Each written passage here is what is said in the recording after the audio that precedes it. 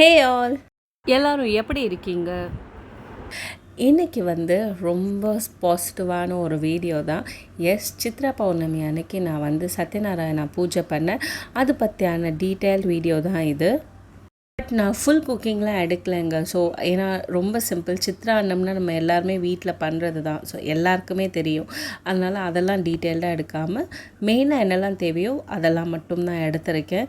So இந்த video உங்களுக்கு இன்ஃபர்மேட்டிவாக இருந்துச்சுன்னா கண்டிப்பாக ஒரு லைக் கொடுத்து சப்போர்ட் பண்ணுங்கள். எந்த விஷயமாச்சும் நான் மிஸ் பண்ணியிருந்தேன் இல்லை பண்ணல அப்படின்னா அந்த ஆட்-ஆன்ஸ் எல்லாம் நீங்கள் கமெண்ட்டில் போடுங்க. ஸோ தட் எல்லாருக்குமே தெரிய வரும். And welcome back to my channel, The November Vibes. This is Aarti. Chitra Pournami அன்னைக்கு நான் எப்போவுமே சத்யநாராயண பூஜை பண்ணுவேங்க. இது 4th year. ஸோ பௌர்ணமி அன்னைக்கு நான் என்ன பண்ணுறேன்னு தான் காட்டுறேன். நான் பூஜை ரூம்லாம் ஆல்ரெடி க்ளீன் பண்ணியாச்சு. ஸோ அன்றைக்கி என்ன பண்ணுறேன்னா என்னோடய குத்து விளக்குலாம் உள்ளே வச்சுருந்தேன். அதை எடுத்து நான் ஃபர்ஸ்ட் க்ளீன் பண்ணுறேன்.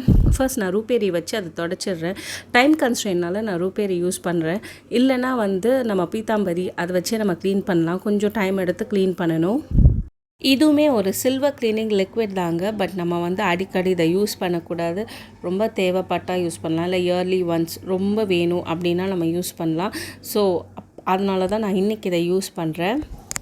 நம்மளோட பூஜா ரூம்லாம் ஆல்ரெடி க்ளீன் பண்ணியாச்சுங்க. ஸோ நான் இதை மட்டும் தான் க்ளீன் பண்ணுறேன். அண்ட் நம்ம ரூபேரி வச்சு க்ளீன் பண்ண அப்புறம் நல்லா வாட்டர் போட்டு நல்லா வாஷ் பண்ணோம். இல்லைனா பிசு இருக்கும். நெக்ஸ்ட் அந்த இடுக்கெல்லாம் க்ளீன் பண்ணுறதுக்கு நான் சாமிக்கு மட்டுமே யூஸ் பண்ணுற ஒரு புது டூத் ப்ரஷ் வச்சுருக்கேன். அதை வச்சு அந்த லைன்ஸ்லலாம் அழுக்கு இருக்கும் இல்லையா, அதெல்லாம் வச்சு நம்ம தேய்ச்சோன்னா அந்த கருப்பெல்லாம் போயிடும்.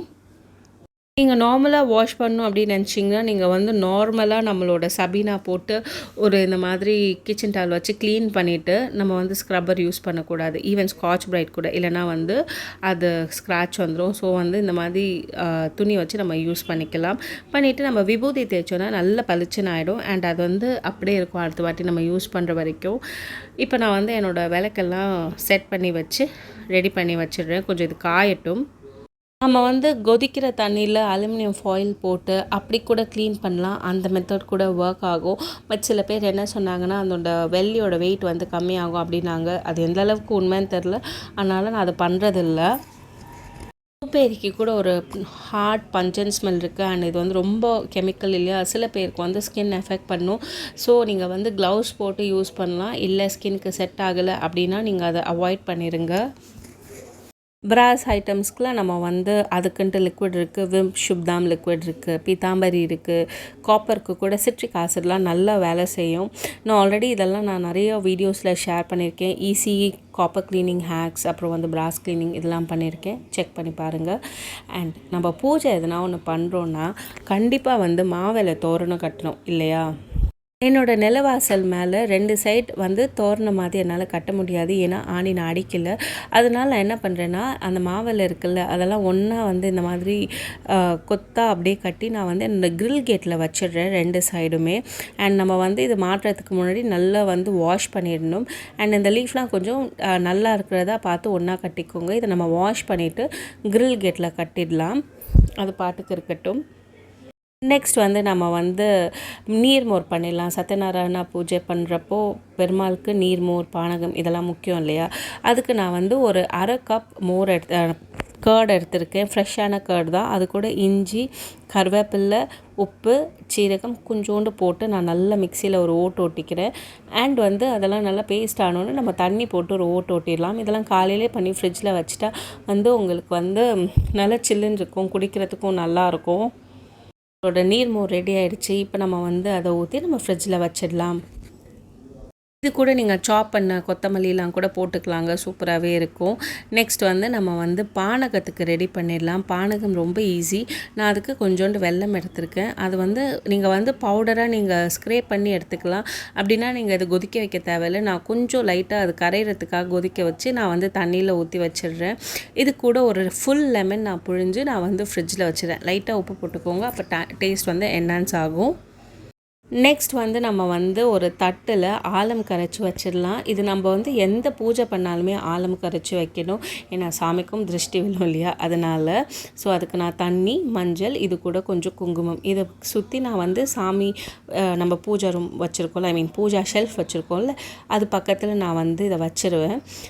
நம்ம வந்து பூஜைலாம் முடிச்ச அப்புறம் சாமிக்கு வந்து நம்ம ஆலம் கரைச்சி சுற்றி நம்ம வந்து வெளியில் ஊற்றிடலாம். இல்லை நம்ம அப்பார்ட்மெண்ட்டில் இருந்தோன்னா நம்மக்கிட்ட இருக்க செடியில் ஊற்றிடலாம். நான் அப்பார்ட்மெண்ட்டில் இருக்கிறதுனால நான் செடியில் தாங்க என்னால் ஊற்ற முடியும்.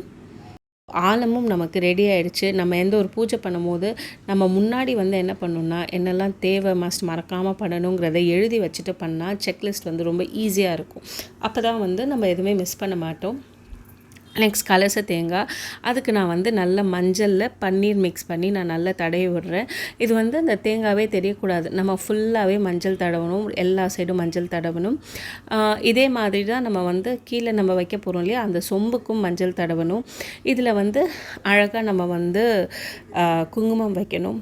பொட்டாக வைக்கலாம், நீங்கள் நாமம் போடலாம், எப்படி வேணாலும் பண்ணலாம். நான் வந்து இந்த சொம்புக்கும் வச்சுட்டு நான் வந்து குங்குமம் வைப்பேன். இந்த சொம்பு வந்து நம்ம அந்த இதே தெரியக்கூடாது, சொம்பு கலரே தெரியக்கூடாது. அந்த மாதிரி நல்ல ஒரு திக்காக நம்ம வந்து தடவிட்டுடலாம். ஓரளவுக்கு தெரியக்கூடாதுங்க. இந்த சொம்பெல்லாம் நான் வந்து வெறும் பூஜைக்காக மட்டும் வச்சுருக்கேன். இது வேறு எதுக்கும் யூஸ் பண்ண மாட்டேன். ஸோ இதை யூஸ் பண்ணி முடிச்சுட்டு நம்ம எடுத்து உள்ளே வச்சுருவோம். இப்போ நம்ம வந்து குங்குமத்தில் நான் ஒரு நாமம் மாதிரி போடுறேன். அது வந்து நான் எப்படி போடுவேன்னா, அந்த தேங்காயில் வந்து ஒரு லைன் இருக்கும் இல்லையா, அந்த லைனை ஒட்டியே சுற்றி 3 குங்குமம் வைப்பேன். அதே மாதிரி சொம்புலேயும் வந்து ஒரு குங்குமம் வைப்பேன். ஸோ இதுவும் ரெடி ஆகிடுச்சு. நம்ம வந்து காயறதுக்காக விட்டுடுவோம். நம்ம வந்து கலச சொம்பு எப்போவுமே எவர் சில்வர் யூஸ் பண்ணக்கூடாது. அது தவிர நம்ம வந்து பிராஸ், காப்பர், சில்வர் எது வேணாலும் யூஸ் பண்ணலாம். பஞ்சலோகம் இந்த மாதிரி எது வேணாலும் யூஸ் பண்ணலாம். பட் எவர் சில்வர், இரும்பெல்லாம் அவாய்ட் பண்ணிடணும். நெக்ஸ்ட் வந்து இது ஒரு ரெசிபி தாங்க. நம்ம வந்து சாமிக்கு வைக்கிறதுக்கு நம்ம செய்ய போகிறோம். நான் எண்ணெய் ஊற்றிட்டு பாயில்டு பொட்டேட்டோ போடுறேன். இது கூட மஞ்சள் தூள், மிளகாய் தூள், கொஞ்சம் ஜீரகத்தூள் இதெல்லாம் போட்டு நான் வந்து மூடி வச்சு ஒரு ஃப்ரை பண்ண போகிறேன். அவ்வளோதாங்க ரெசிபி. இது வந்து ஒரு 10 மினிட்ஸ்லேயே ரெடி ஆகிடும். மேக்ஸிமம் 10 மினிட்ஸ்லேயே ரெடி ஆகிடும்.